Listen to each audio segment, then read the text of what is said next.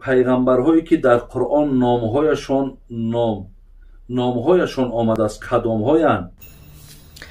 тамошобинёни азиз, агар ба шумо чиптаҳои ҳавопаймоӣ аз тоҷикистон ба русия ё аз русия ба тоҷикистон ё дохили худи русия ва ё ягон давлати дигар лозим бошад, пас метавонед аз хона ё ҷойи кори худ набаромада ба авиакассаи умед дар ватсап бо рақамҳои +7 962 358 1010 муроҷиат карда ба дилхоҳ давлат чиптаҳоро харидорӣ кунед.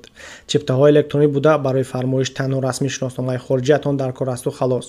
бор дигар рақамҳоро такрор мекунам: +7 962 358 1010. پیغمبرهایی که در قرآن نامهایشان آمده است کدامهایند و کدامش بعد کدامش آمده است میگفتید. یعنی در قرآن برادرای عزیز بگیم 25 نام پیغمبر آمده است، اگرچند که الله مهربان میگه عدد پیغمبرهای ما را به جز الله هیچ کس نمیداند.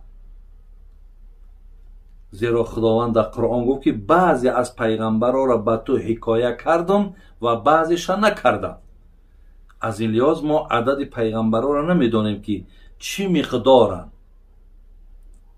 ولی 25 پیامبر نامش در قرآن هست. من به ترتیب دادر عزیز میخوانم، گوش کنید.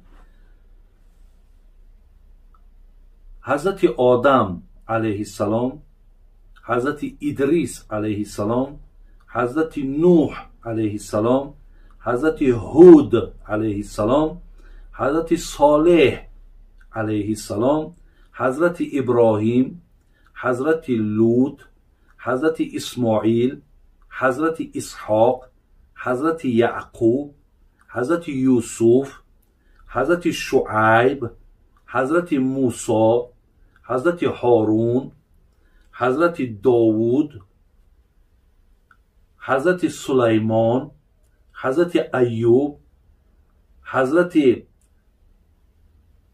ذوالکفل، حضرت یونس، حضرت الیاس، حضرت یسع، حضرت زکریا، حضرت یحیی، حضرت عیسی علیه السلام علیهم السلام و حضرت محمد صلی الله علیه و سلم.